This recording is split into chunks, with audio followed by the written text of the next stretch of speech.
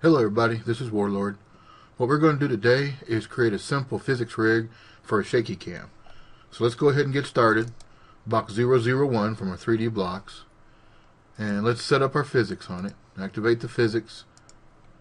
Let's make this a capsule on the Z axis. And let's go ahead and leave it dynamic. Now on scale, let's go to 6.9. On the X, 6.7 on the Y, and 26.8 on the Z. Now, these are fairly arbitrary numbers, and we may adjust these as we go on.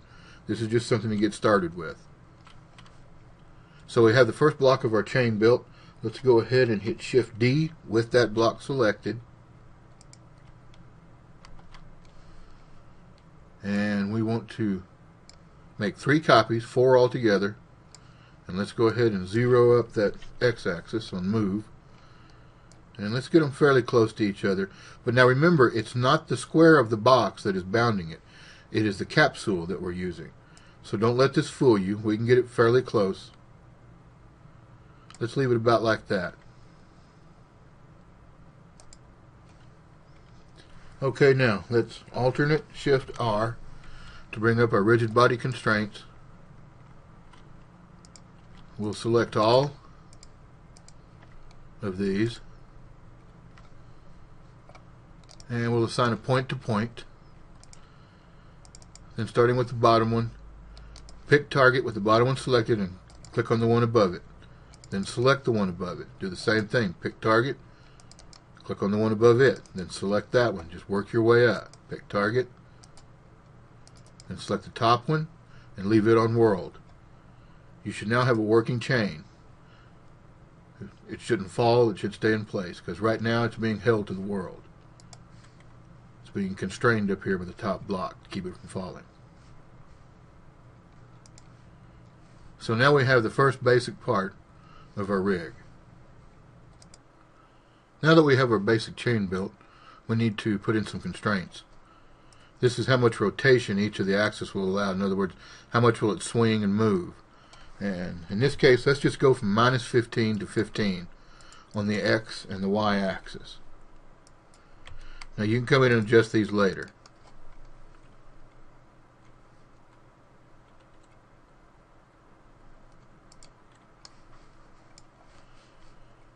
Now, let's go ahead and load another box.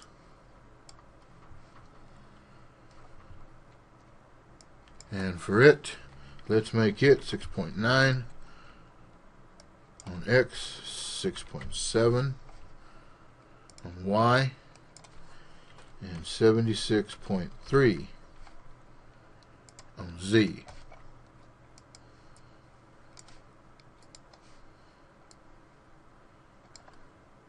And this is more just for our reference. You really don't have to have this piece, but it gives us a handle, and it gives me a reference when I use it. All I'm doing is just kind of hooking it up. You can. This is arbitrary here. You can use this, or you don't have to if you don't want to. We'll be hooking a couple of dampers to it later. Something about like that.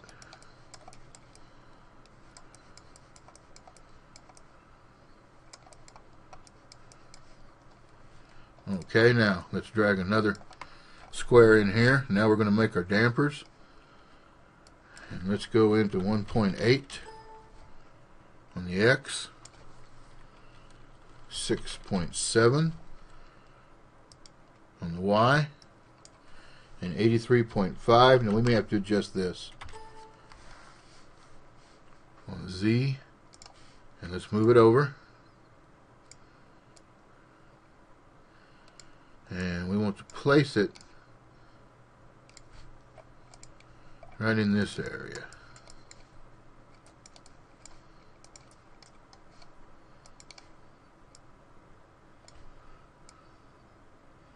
Just on this side.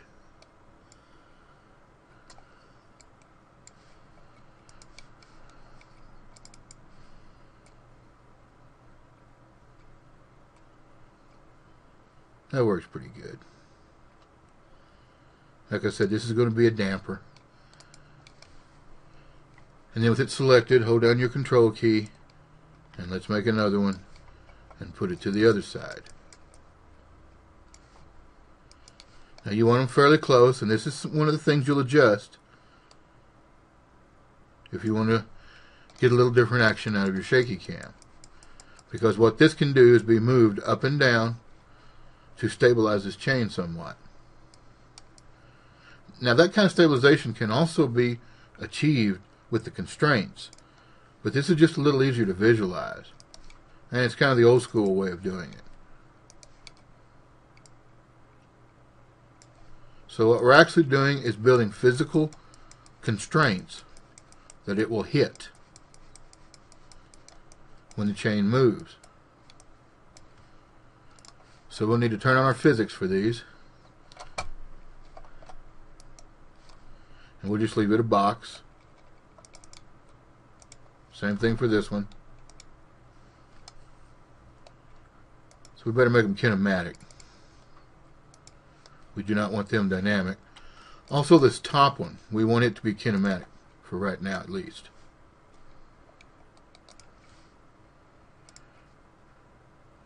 Okay, now we've got our chain working here. Now let's select our 4 blocks, or excuse me, let's select the bottom 3 blocks and center the pivot. You can do it one at a time, or you can select all 3 and do it once. Select your top block and put the pivot at the top. Some people prefer it at the bottom.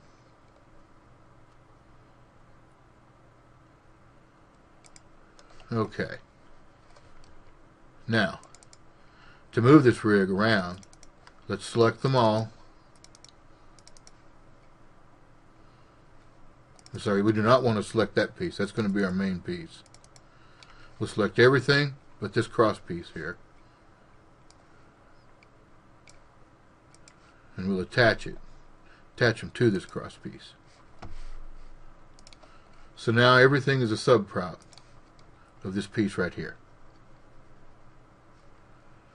And this is basically the rig setup right here.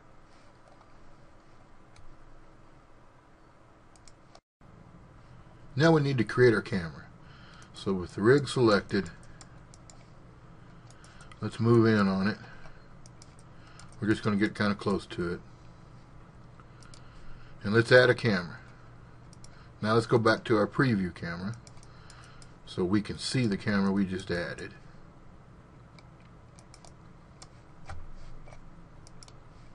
And let's select that camera and let's move it up to the rig.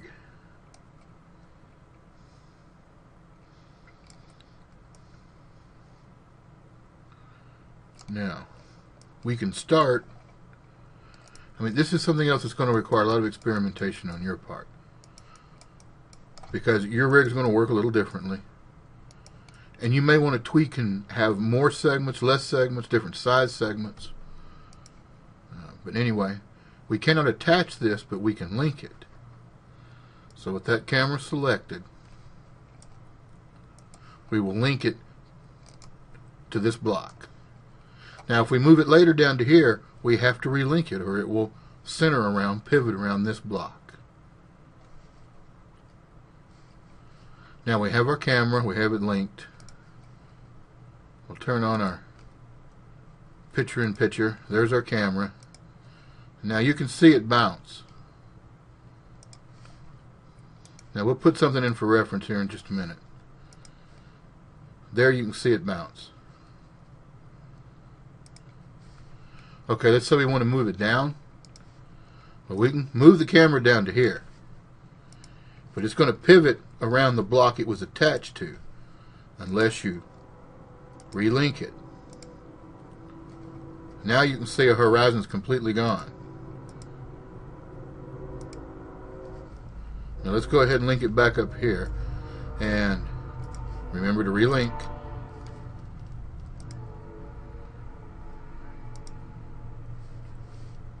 And now we're ready to go ahead and add something that we can see, something that we can use for reference.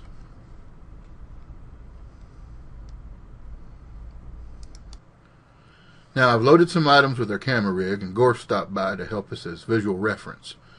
And I want to show you something that will happen if you save this rig and then you reload it as a project. The camera will always be turned off usually as far as visibility goes. So when you reload it, you'll need to turn on your camera so you can see what you're doing with it. Now you can see what we've got going here, and you can see that Gorf is a little bit out of frame. So let's pull back so we can see what we're working with.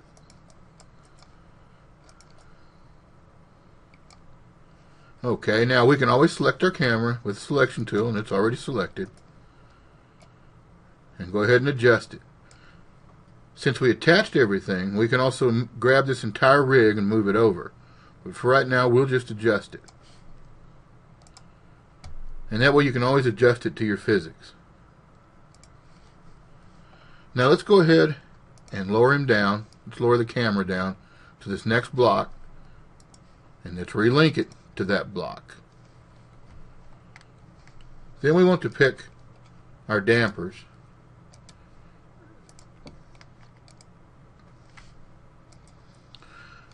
And we want to rotate them up out of the way so they don't interfere right now. And let's see what that does. Okay, now you notice that's a totally different movement, and it's still just up and down. Now, what we can do is move down, grab our entire prop, move it over. Move down a little more on the timeline, grab our prop, move it back. Now this is going to be fairly drastic, but you'll see why here. You see what the camera's doing? That's without any damping. And all we did was go back. We went around and back. So now we can go ahead and adjust our camera angle one more time to make up for the changes.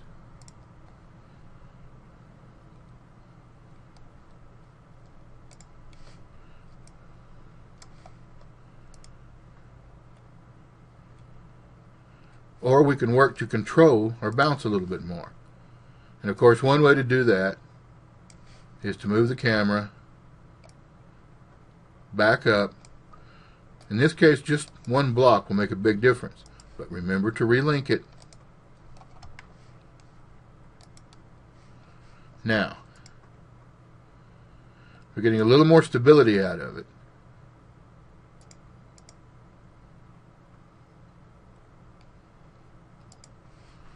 Let's see what our dampers will do. Let's select both our dampers, and let's bring it down to right here to where they were originally. Now the dampers move with it because they're attached to it. We want it to, but they should keep it from moving so radically as far as jumps. It gives it something for it to bounce off of. Now we can move them up to here, get a different, totally different bounce. Now the reason it's stopping right there is that's where we stopped our animated motion. Or we can grab them, move them down here. Still get a slightly different bounce.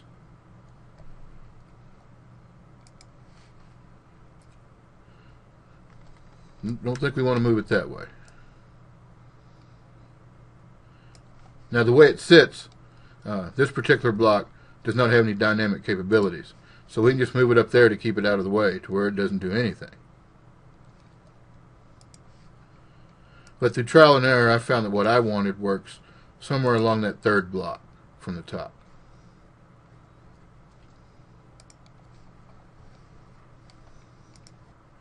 Now, depending on how you set your chain up, the space in between each block, we can turn this into kind of an automatic shaky cam without having to do any real animation to it.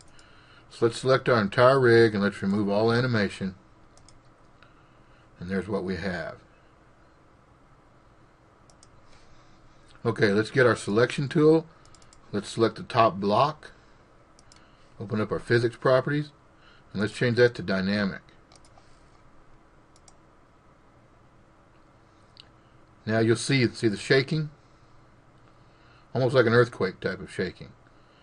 That shaking can be controlled by the distance between the blocks. That's one simple way to do it. So by just going in and changing that top block and not moving anything, you already have a camera shake. And something that I think looks better than probably using a prop puppet. But that's strictly up to you.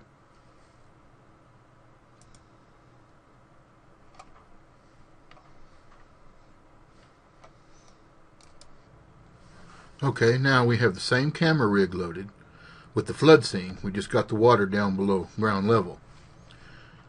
Here's our rig right here. This is our view. Without doing a whole lot, we could get a pretty good earthquake simulation there. And that's without even doing anything but just letting the dampening and the interaction between the blocks do their work.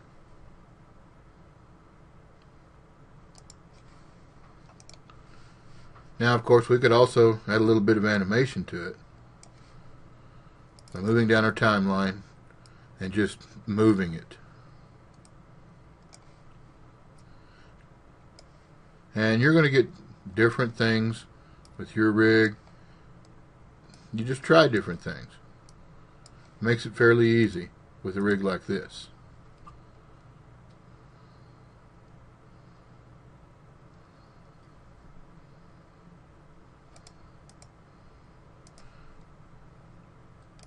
And you just keep moving it back and forth to however you like it.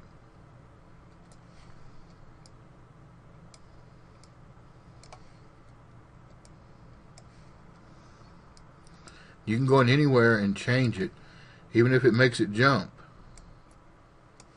because that's what something like an earthquake is all about.